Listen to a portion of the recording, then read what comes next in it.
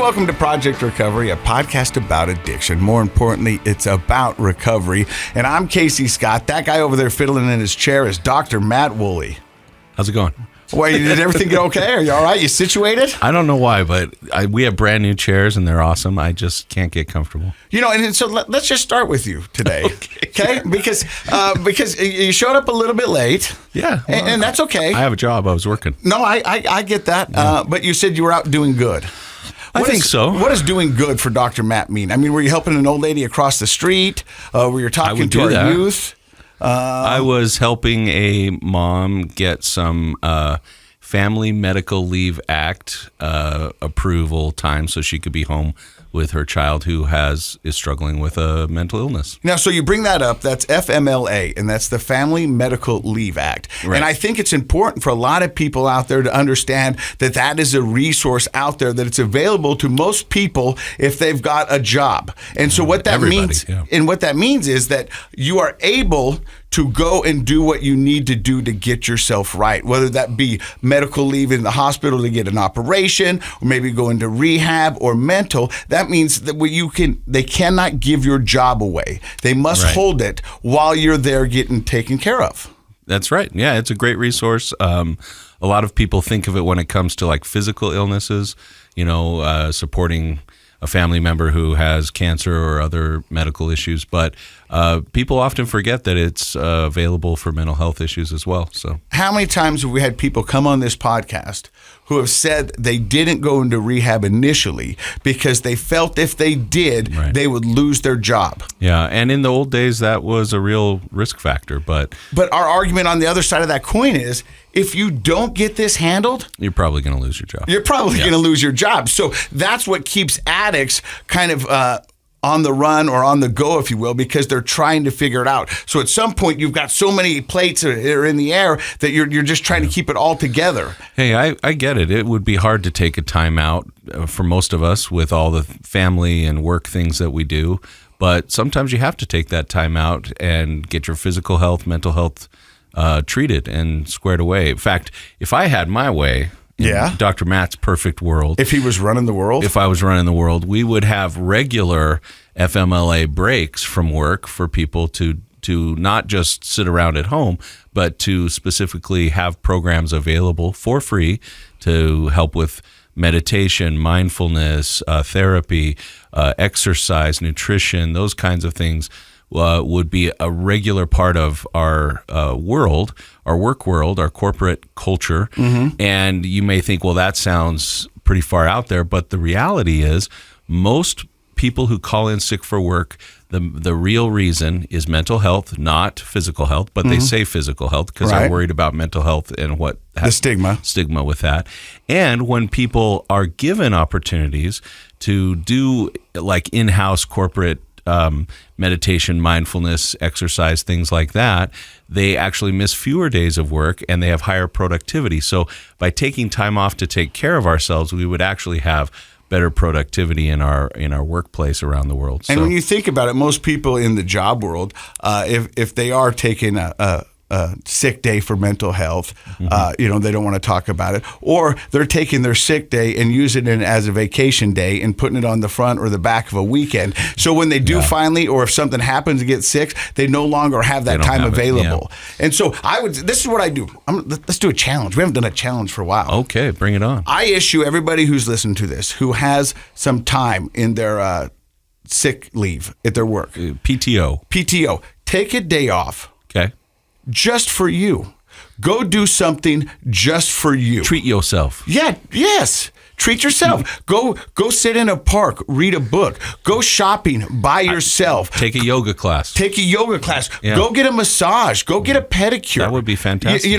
Just to recharge your battery. One of the things I love telling people, not love telling people, but I tell people often, is that you cannot fill other people's cup if your cup is empty. And there are so many people around the world today that are trying to fill everybody's cup and not filling their own. Right. And I don't know if it's because they think it's selfish, because they're just taking time for themselves, but don't think that way. I think either people worry that they can't for their business or their job, Or in my world, it's healthcare givers are the worst because we feel like I can't reschedule patients. I can't not be there for the people that I'm supposed to be there for. So anybody that works in healthcare is probably the most guilty of it. And I will admit that probably for the first 15 years of my career, I was terrible at taking time off. I had never taken more than a few days off in 15 years, and I was getting burned out. So I now am more willing to take time off. I took a whole week off a couple of weeks ago to recharge my batteries and to do things like not just sit around, but to get out and hike and be in nature. Got some great meditations in on the lake where I was at. And I mean, it makes all the difference in the world for me to be able to come back and work with people the way I do. And I think that applies to everybody regardless of what your job is. Do you felt like your vacation recharged your batteries? Definitely, yeah. And so that's what I'm saying is that... I saw a bear. You saw a bear? Yeah, it was cool. That's pretty good. Yeah. You know what that statement sounds like? What? So I called my ex-wife the other day, and my son Bowden is playing football. Yeah? And I called her and I said, hey, how did Bubba, because that's what I call him. Sure. I was like, hey, how did Bubba do at football?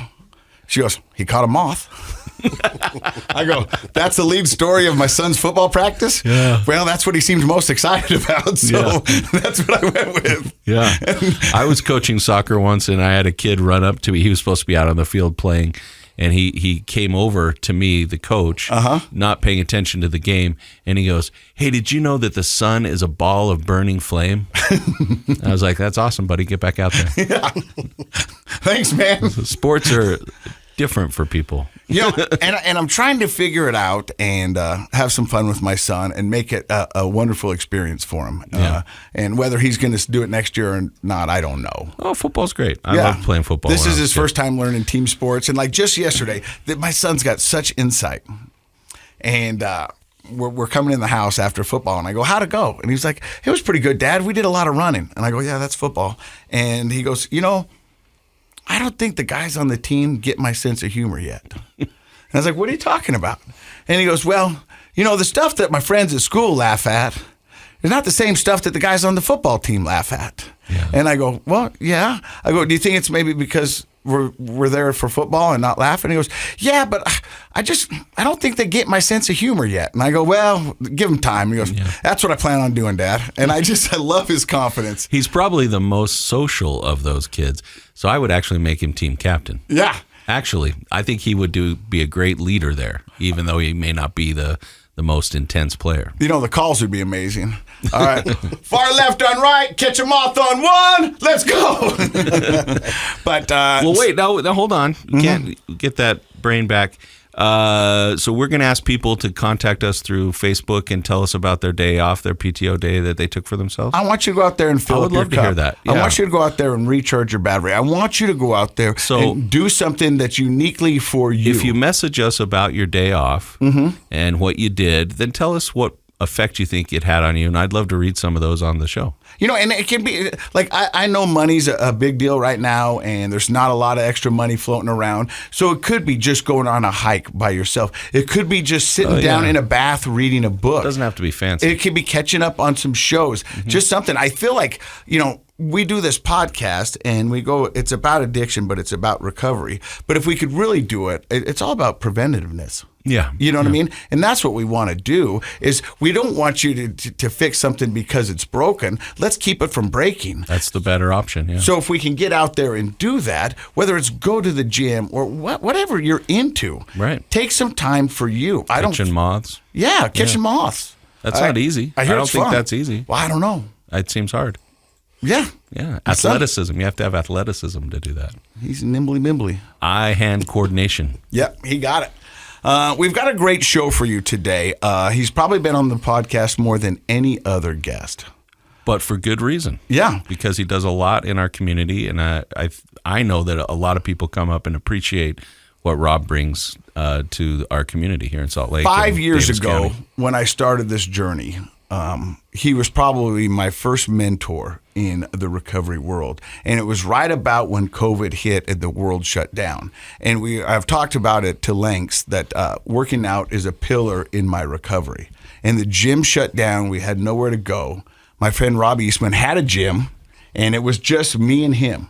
and we would go meet there in the morning, and we would work out. I'd put my hands in my hoodie. He'd make me give him 10 push-ups, and it was just insane. But to see Wait, this, is Rob a football coach? he's a wrestling coach. Yeah, I could tell. That's a coach move. And I just got thrown in. I'm a head coach for football now. Are you really? Yeah. That's what I thought. I've never played before, and they needed a coach, and I asked my boy, and he's like, yeah, let's go. Awesome. So, And what's amazing about Rob is 14 years of sobriety. That's what you're celebrating, right? Yeah. And our sobriety dates are pretty close. Mine's September 3rd. I think yours is the 1st. And before we introduce your lovely wife, Right? he got married Newlyweds in the house. on top of a castle in a $2,000 suit with rain coming down and wind blowing and looking flawless. Yeah, I don't know how he does it, man. It's amazing. Yep. And we're going to find out more about Heidi in just a second. But we want to talk a little bit about Rob. So, whenever somebody comes in, I usually bring your name up. And the term I associate with you most is extreme. I think you're an extreme individual. I think you are an extreme addict, and I think you're an extremist when it comes to recovery. And I think you live your life in extremes. Would that be a fair assessment? yeah, I think so. And It's the red hair. it's the red hair. It's the fight. But that's what you thrive on. You like a good fight. I think when you go through those extremes as a young kid, it's like people see it as an extreme, but it's just kind of normal to me. Mm-hmm. So as you get stronger, you're like, oh, look at all that weight he's benching. It's like it's just the next step. Yeah. So So let's talk about that. So extreme to some. I David know Goggins would laugh. I know your story a little bit, but for those who don't and just joining us, let's talk a little bit about where your story began. And if I remember, it was bullying. Bullying was a big part of your story. Yeah. Tell me a little bit about that. So I was a tough kid right out of the womb. I couldn't self-soothe. My mom would have to tuck me in, tickle me for hours, and she'd finally get me asleep, and she'd say she'd go lay down and come back in a few hours to check on me, and I'd be in a different room. And that's all dandy when you're at home. Your mom loves you, your siblings love you, but when you get into a school setting and you have to sit still and you have to fall in line and all of these things, it was day one of kindergarten that my teachers making fun of me, which made it okay for the kids to make fun of me out on the playground, and it just progressed from there. I was the smallest kid in the room. I had red hair. My ears stuck out. There was just a lot of easy picks for me, and all you want to do is fit in as a kid. Mm-hmm. And when you don't, you start to learn life skills to adapt, which a lot of us call wearing masks. I became whatever you needed me to be to fit in. But you also became a warrior. You were a fighter at a small age. You never backed down from a fight. Yep. And that kind of puts you in a different trajectory because now you're punching people, you're getting in fights. And do you think you got labeled as a bad kid, a troubled kid, or what do you think the teachers and parents labeled you as? All of the above. My mom loved me. My teachers hated me. Some of them loved me. The ones that knew a little bit more about, ADHD was like a clinical test at that time in the early 80s. And I was in and out of school going to the doctor's office all the time. And my mom told me that the school came to them and said, if you don't get this kid figured out, we're going to have to hold him back. And they knew that would only cause worse bullying of the dumb kid getting held back. So thinking they're getting me help, taking me in and out of school, then kids had asked where I was. And I thought everybody went to the doctors that much. So I told them I was at the doctor's. Then they just made fun of me for that. And it just constantly progressed. So again, we were talking earlier about people wanting to fit in and all these different things. And it's like, if my friends didn't call me, because my sister's like, hey, I got to be honest with you, you wore people out. I just had one gear and it was fast. And so kids wouldn't pick up for a few days and then they'd regain their energy and then let me come play. But I was just constantly in need. I was that cup with a hole in the bottom of it. And unless people were filling it, I was struggling. And so from that, what does your life progress like, junior high and high school? Just a lot of faking who I was, doing whatever I could to fit in. You talk about wearing masks. Tell me what were some of the masks that you were used to wearing? Oh man, pretending to be a good kid and in church so that the church friends would like me, and then pretended to be a gangster so I could hang out with the tough kids and doing whatever the skaters were doing, and just constantly I would get exhausted. By the time I got home, I had played so many different parts that day that I'd look in the mirror and be like, man, if they really knew who you were, everybody would hate you. Let me ask you a question. Did you really know who you were? Oh, no. I mean, is that pretty common, Matt? I mean, for what he's describing, it is. I mean, what if you put it all in a developmental context? You know, starting in elementary school, starting at home, we mimic and learn from our parents, and then we go off to school, and in that pre-adolescent time, we start to develop attitudes about ourselves, and then it really takes off in adolescence, where we're trying to develop our identity. So a field of psychology is identity psychology, learning to figure out who we are. People who don't feel comfortable through that process in who they are often do wear masks. They try on different personas and hang out with different people. But the problem is you're so distracted trying to fit in with all these other groups that you're not spending any time really on like comfortably deciding who you are. And we have those questions: Am I popular? Am I not? They're questions of self-esteem. And so if you're spending all your time developmentally trying to fit in with other groups and be what they want you to be, yeah, you don't know who you are because you're not putting any time into figuring that out yourself. And so a lot of teenagers do, by the time they get into early to middle adolescence, really struggle with feeling like they know who they are because they've had a similar experience to what Rob's describing. Let me ask you a question, because I'm 49 and I'm not sure who I am. I know who I want to be and I know which direction I'm going. Is there a certain age where that's people... not true. Yeah. Well, let me explain to you why I say that's not true. Because there's another part of identity that should be fluid throughout our whole life. Like Carl Rogers talked about the process of becoming, and that the healthiest older adults are people that still have the attitude that I'm becoming the best version of myself. But there is sort of a plateau where you're like, I kind of get a sense of who I am. So for you, the reason I can cut you off and tell you that's not true is because if we were to sit and break it down, you'd be very comfortable with a lot of the parts of who you are. Yeah. As a father, as a partner, professionally, as a person in recovery. And you have that attitude of wanting, one of the things that's fun to be around you is you always have new ideas and things you're doing and places you're going. And that's the becoming part. But that basic core foundation of identity, fortunately, most people have it, and we could work on it more specifically as we get to be adults. But kids who really struggle with bullying, they don't have that foundation typically, or it's very, very rocky, very tenuous. Yeah, I feel like I was in survival mode all the time. It's like, go home, get bullied all day, go home, bully my brother because I knew I could get away with that, try and sleep, put your armor on the next day, getting ready to go back to war. And that's what you were. You felt like you were in battle all the time. Yeah. So at what age do you think most people have a sense of who that core self is? So I would say by the time you're finishing your adolescence, then you go into young adult life, and the psychoanalysts would say that's individuation time. So you've learned everything from home. Mm-hmm. You've learned everything from your community. You've learned things from your friends.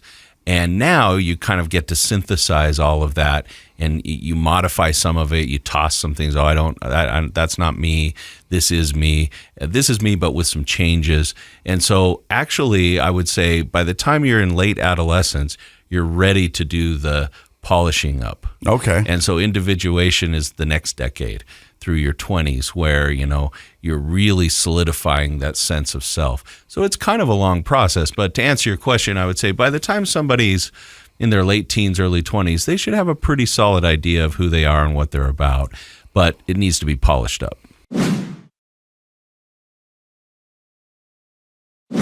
All right, back to Rob. At what point did you bring in drugs and alcohol? And when you brought him in, was it out of curiosity? Was it out of self-medicating? What were your reasons? Yeah, so I had suicidal thoughts from third grade on, and which is extremely young, but not very uncommon.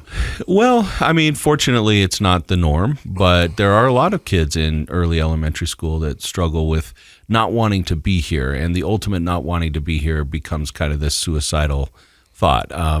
But yeah, it can happen, and to be honest, we should have more open conversations in our families about that. Yeah. So that was one that came to a head one It's night. very common, I will say, though, with kids who've been bullied. That is true. Yeah. Came to a head one night when I attempted, and cops took me home, and my dad took me out in the garage and explained to me why we didn't have grandparents, and told me his dad drove his truck off of a bridge and that his mother committed suicide about a year later. And that's when it kind of shifted from, like, I love my dad, I don't want to hurt my dad, that's out of the question now. And the only thing left was drugs and alcohol, and that was a big no-no in our church, and I just couldn't handle the emotional destruction anymore. So I took the lesser of the evils and smoked weed, I think the summer before my sophomore year. And that's when it took all the pain away until it didn't. And then you had a wild ride. And you've got a book that's coming out tomorrow. The name of the book? Warrior in the Garden. And you kind of talk about all of this in the book. Yeah. And I went all in on this, and it's like a lifelong fourth and fifth step in paper for the world to read. Now, for those who don't know, the fourth and fifth step are what? Where you take a fearless moral inventory of your life and become willing to let it go and to tell another human being about it. And it's like, I know that I'm not the only one that experienced all of the things that I've been through, but not many people talk about it. And if we don't start talking about it, we're going to continuously lose people. We're not going to get a handle on this mental health thing. And for me, my mission is to make mental health an easy conversation. How hard was it to sit down and have this inventory and kind of share these thoughts? I mean, before you answer that question, walk the people at home through the moment you were up above the temple in Utah on a mountain with a gun in hand. Tell me about that. Yeah, so that was the last night. My wife had left. The bank had took everything I owned, and my daughter was like 7 months old, and I got to a point where it was like, my daughter deserves better, and that meant me taking my life. And I'm not going to go deep into that story, but that was the night I was going to end my life, and I went up there and said a spiteful prayer, because at that point I didn't believe in God, and if there was one, he'd forgot about me. And I had a little intervention, and that's the day my life changed forever. And that's all in the book. Mm-hmm. And what day was that? August 31st, 2009. And your journey ever since. You've got 14 years clean of sobriety. And, we've talked about you being an extremist, and you've detailed a couple of extreme moments in your life of the bad. But let's talk about some of the extremely good things that have happened. And we'll end with that beautiful wife next to you talking about that story. But walk me through some of the other things that have been extremely good that you thought you would never have in this life, but here you've had. Yeah, I think it starts with being in my daughter's life. I thought the adversary or negative energy, whatever you want to call it, had me believing that the world would be better off without me, especially my daughter. And you know how our relationship is. She's been the most amazing experience for me. It's taught me more than anything. But then the opportunity, like anybody that hears my name and author, or hears my name and working in schools, they're like, nah, I can't be the same guy. But to have the opportunity to go and share my story and talk to tens of thousands of people each year, especially the youth, and I mean, it started over a decade ago. I'm still getting letters and emails and messages from people that I spoke to freaking 10 years ago in Fillmore and all these places around the world, that it's like, how cool is it that by sharing the things that we hope nobody would ever find out are really our best tools? And that's been the biggest eye-opener for me, where I got to let that heavy bag of shame and fear and doubt, leave it in the corner and just be the best version of myself. Why do you think sharing those things makes a difference? I think that's the one thing. Like, we can brag about the car, you can brag about your bank account, but everybody struggles. That's the one thing humans share in common. Struggle. But it's the last thing we want to talk about. So when I get up there, a random dude, and share my story and it connects with people, they'll come tell me things that they've been in therapy for a year, or they've been around their parents and they haven't told them anything. It's like, you want to connect on a real level. But we talk about it on the podcast all the time. People think the opposite of addiction is abstinence, and it's not. The opposite of addiction is what, Dr. Matt? Connection. And you got to be able to find a way to connect. And I think that's why the recovery community is so strong, is because all these people have gone through similar struggles. Yeah. And it's the most supporting group I've ever been a member of. And I'm the proudest to be a member of that group. You know, it's amazing because, you know, Dr. Matt, who doesn't have an addiction problem, is surrounded by it all the time. And he says all the time, he's like, I'm blown away by the amazing stories we hear coming out of the addiction and recovery community of them giving back. Yeah. I think it's the over 40, really 40 and up, we didn't have much of that talk about your emotion stuff. So there's an inner child, whether we're talking to kids or we're talking to the kid inside an adult male or female. Like, everybody's dealing with that. And so when you see somebody go up and share that in front of a room full of people, it's like, wait, maybe I can get past this. I want to share the story, and it was a conversation we had off mic, and if you don't want to, we can cut it out. But you said you had just got done speaking, and a lady came up to your mom. Yeah. And what did she ask your mom? So I come from a very connected religious community, and I was speaking at a local high school. By connected, what you mean is everybody's in everybody's business. Yeah. Okay. That, keeping up with the Joneses. And she came up after and asked my mom, she said, are you just so embarrassed? And for people, and my mom, you know, she's older, and we come from embarrassed because you had just shared your story. Yeah, right? Okay. Said all the bad things that I'd done and how I've hurt people and things like that. And that's where, you know, they only hear the bad. They didn't hear the story behind it, the success behind it, and things like that. And what you've overcame and what you're doing now. And I feel like that's the thing that we got to kill. That's what we're battling. Yeah. You know what I mean? Well, wait a second. What did your mom say?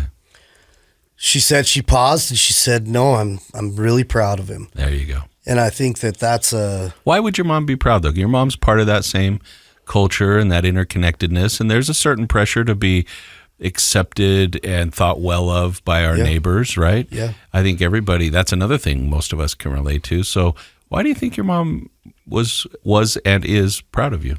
I think when you peel back the layers, my mom was there through all the horrible, she had to put in so many hours with me as a little kid, but as an adult still acting like a little kid. Like, she saw me in psychosis and coming off a 5-day bender of meth and all these different things, in a coma in the hospital. Like, for her to be able to do that and then still have these people, because we're attached to a political group. My dad was very successful in the community, and you want to keep up with that name, and I was just out there burning it down. And so to sit there and think about it, I think she had to look back and be like, you know what I've been through and how proud I am that he's standing up on that stage, you know? And she's gotten so much better too. Mother's love is a special love. I mean, yeah, for sure. It's an unconditional love. But I think in addition to that unconditional love, I think you're right. Your mom saw you from the little boy who struggled to the young man who struggled to a young man who was up on the stage giving back by being honest and sharing his story. And so that's she's been there for the whole process. And I can imagine how proud she would be of you, of course. And I don't think when people hear stories such as mine, such as Rob, or any addict who's willing to share their story, understands the power of the owning it. Yeah. Of owning your story. Listen to that lady. Yeah, we're embarrassed. We did embarrassing things. Yeah. And I'm not proud of it, but I know what it took to get where I'm at today. Embarrassment holds most of us back from, it's like it becomes a blockade to further success in life. If you're embarrassed, you don't engage with life in some way or some fashion. And embarrassment is something to abolish. You need to get rid of your embarrassment and be authentic. And that's what, the two of you do, and so many people that come on our show do. And that authenticity is that it's real connection. You could connect over how much you both love Metallica or whatever, but that's not deep. That's not meaningful. But being honest about all the embarrassing things you've done, other people go, oh, wow. I can't tell you. Well, the first time I did a radio show, back when you were the producer of the show, this other radio show, back in the day. Yeah. 25 years ago. Yeah. It's a long time. But I remember that we would take calls sometimes, and we'd have these. It was a morning, alternative radio show, so it was kind of weird to have a psychologist on. But I'd come on, I'd talk about something, and then we'd take some calls, and we had Facebook or something, or email maybe, and somebody had emailed in, and they said, "I can't believe that other people do what you just talked about. Is that true?" And I emailed them back, and I said, "Yeah, that's actually a really common thing." And I didn't think much of it then. But now over the years, I've thought that's everybody. Everybody's experience, even as functional adults, we think, well, I'm the only person that does this. Like nobody else would have that thought. Nobody else would do that thing. Nobody else has this shameful problem so I'll hide it. And when you get out and talk about it, and that was one of my first times talking on a really big stage, beyond just the clinic, to people that were doing different things in life. It was amazing to me, and it has been sort of a theme of mine ever since, that I want to help everybody understand that, yes, what you're going through may seem private, and in ways it is unique and personal to you, but so many other people are doing similar or same things. And when we connect and really open up and get past our shame and embarrassment, it's powerful. And talking about opening up and getting past your shame, you've done that in spades because you've done this book. And so why the book? Well, every time I spoke, from the very first time to when I finally ended up signing the dotted line, they're like, do you have a book? Do you have somewhere where we can read this? And for me, every time you think about school, I get it, man, PTSD, get the sweats. Like I was not a good student. Like English, like I don't know how to write. I can't sit there that long to write a book. And it just came down. That's why I started my podcast. It's like when my dad passed, we didn't have a recording of his voice. We didn't have any journal entries. We didn't have anything. So I'm like, if I were to die today, what does Sophie have? So I wanted to know who and what I was through the podcast. And then as I got going on that, it just kind of came to a head where I'm like, you know what? I need as much for me or my daughter, my grandkids, whoever may read this. Like I want to be the vulnerable tool to show them that they can do hard things, do bad things, and overcome it. And went to a writing retreat and found that I was able to do it, and spent the last year and a half digging deep. And it was probably, man, I went and did dictation for 8 days, and those 8 days were the hardest 8 days I've had in a long time. You think you've worked through your stuff, but then to go and interviewing ex-wives and letting them tell their side of the story without standing up for myself, letting them, it's like, there's my truth, there's your truth, and then there's what actually happened.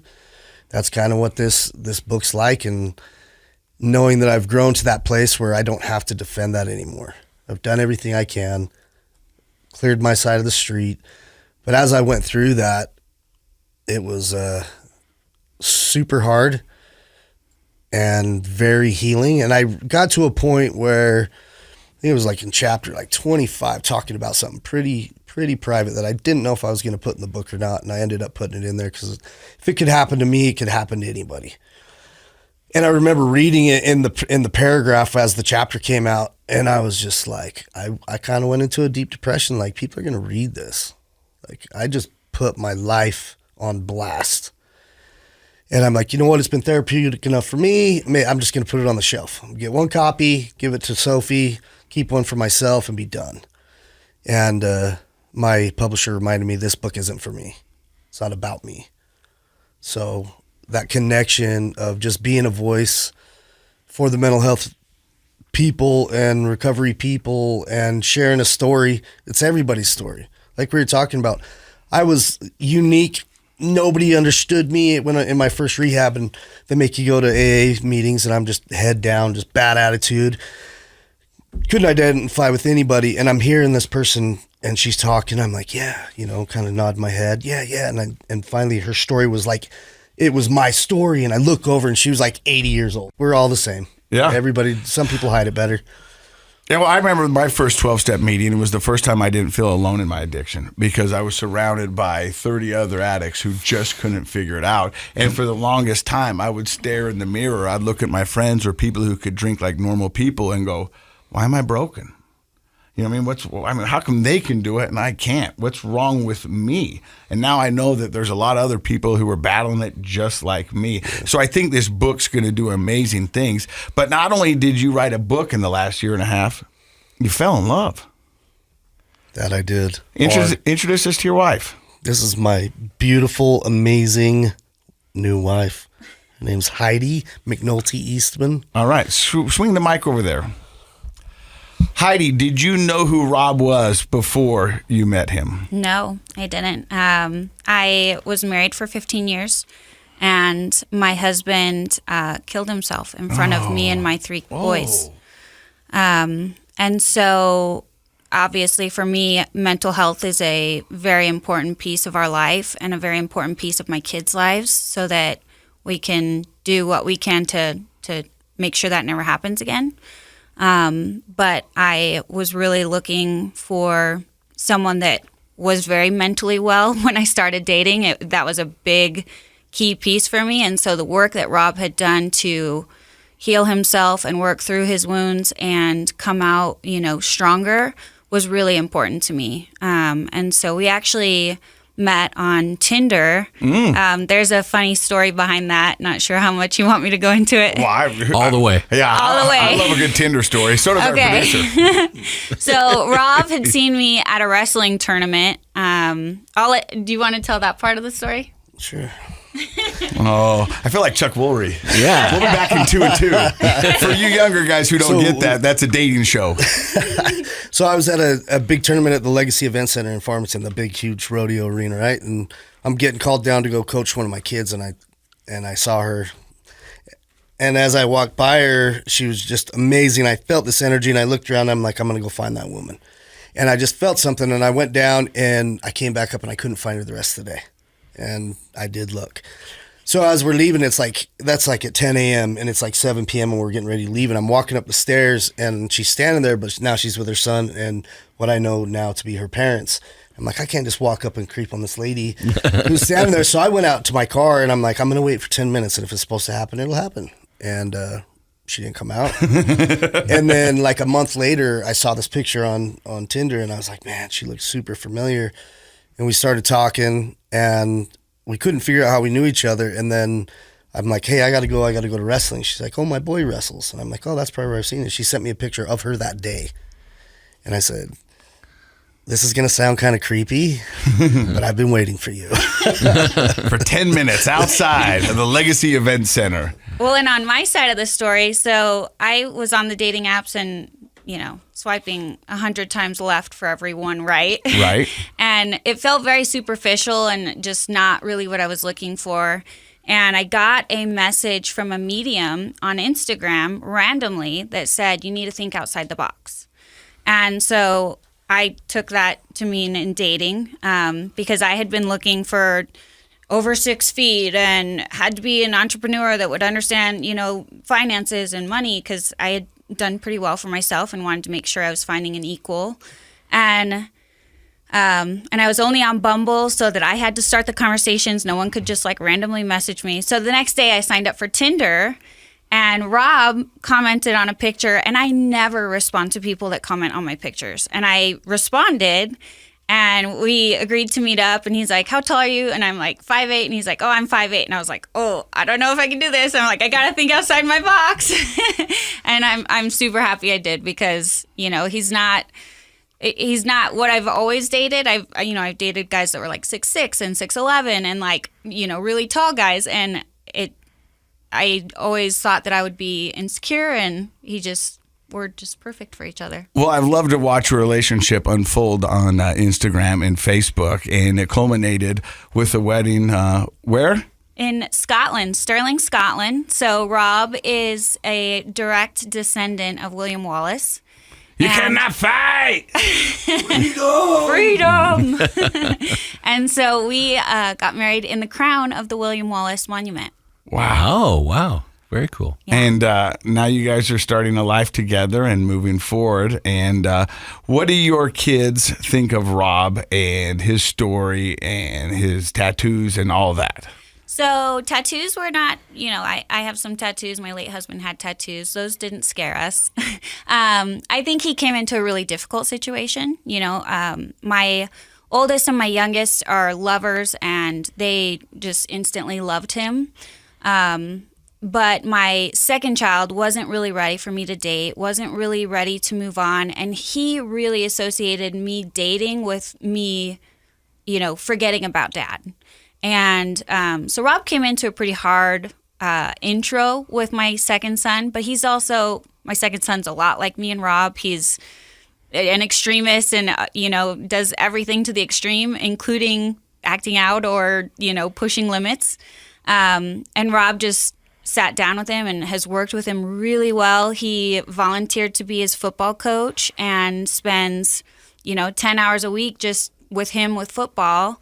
And so now Cole loves him. But Rob had to put in a lot of work. Well, luckily he's known for working with the youth and very great with that. I couldn't have found someone better to work with this type of child and someone that, struggles or, has some internal struggles going on. I love that. So, Rob, what's up next for you? The book comes out.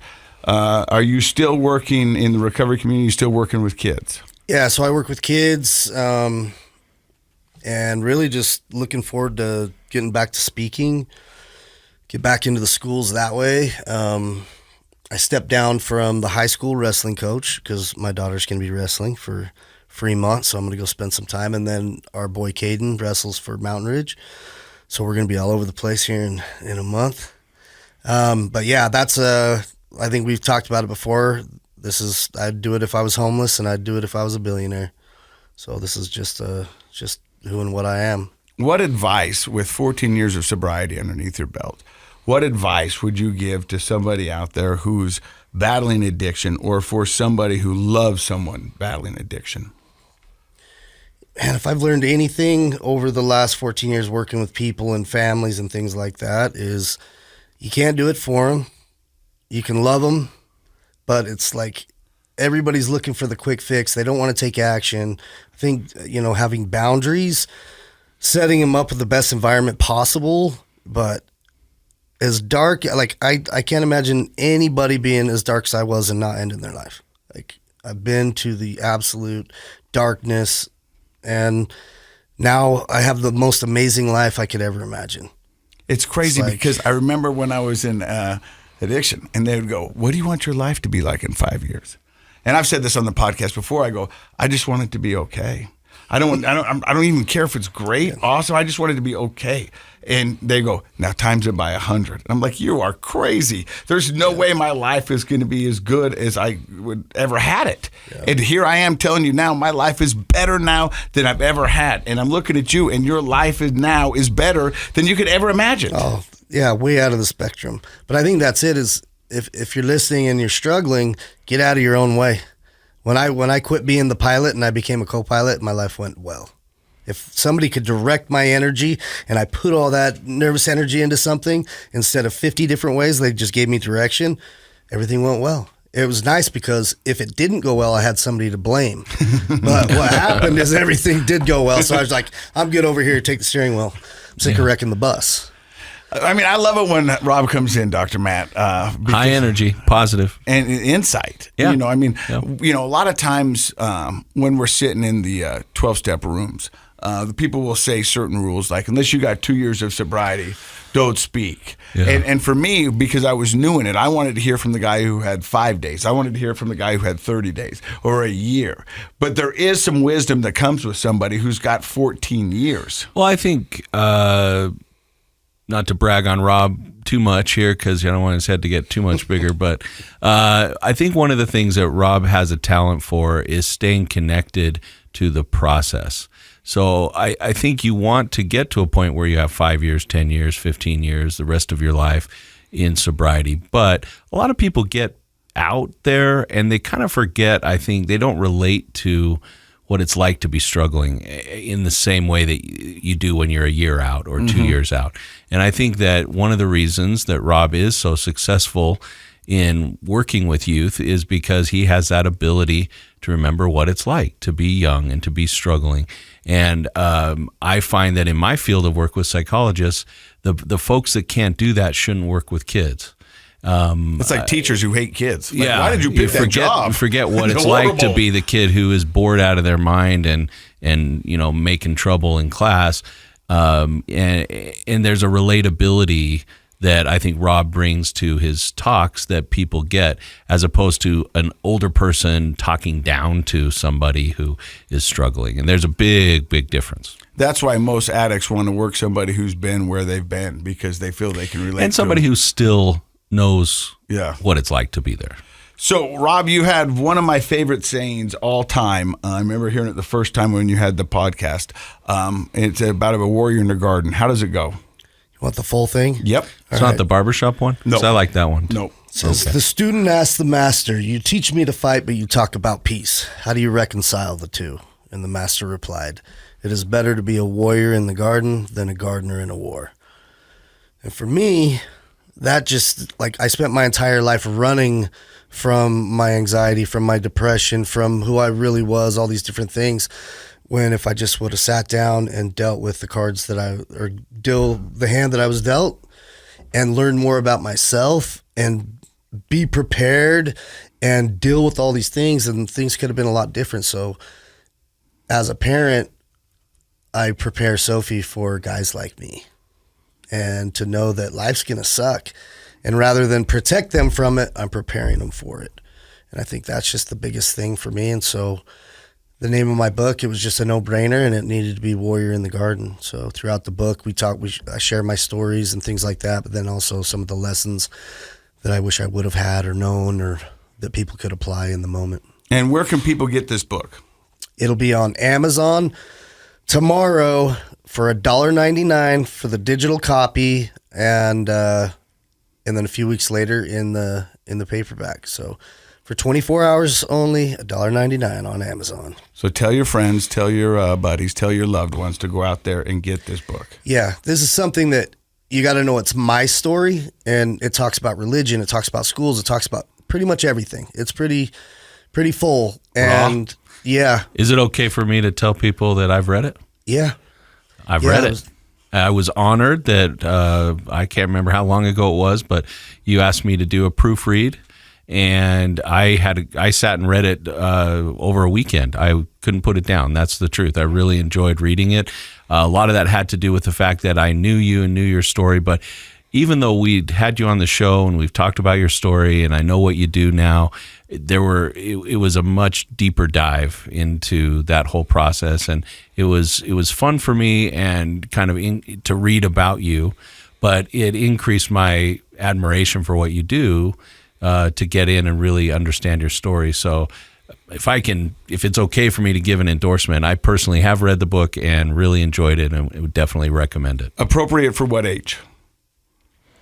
Man, these young kids are getting older. See, that's an interesting question, don't you think? Yeah. Because we used to put ages on, like, what's appropriate, what's not. But you know what? You might say, well, that content of a story or a book or a movie isn't appropriate for a 10-year-old. But you know what? That 10-year-old might already be smoking weed. That 10-year-old has already been exposed to pornography. Yeah. That 10-year-old is going through a lot. So I think it's an interesting question that maybe we have to reevaluate. I'll tell you this. I tried not to swear too much. There are some things, some raw things, but just that were my real life. But I also wanted to make sure that a 10-year-old knew every single word in the book, because I'm not academically smart with big words. And if I read a few pages and there's 5 words that I don't know, I'm putting the book down. So the smart people, they'll know what we're talking about. And the other kids like me, they'll understand the entire story. I love it. So we'll put a link here below this to make sure you'll be able to get it. Rob, Heidi, congratulations on your marriage. I'm so excited for you guys, and I can't wait to see what you guys are going to do together. Yeah. Dr. Matt, anything left for the newlyweds? Just congratulations. Thank you for putting the videos and the pictures on Instagram. It was really fun. It was almost like being there in Scotland with you guys. What a beautiful setting, and congratulations. Thank you. And thank you for stopping by and listening to another episode of Project Recovery. And in case you forgot, Project Recovery is what? It's a KSL podcast. He's extreme, man. Do you get it? Extreme.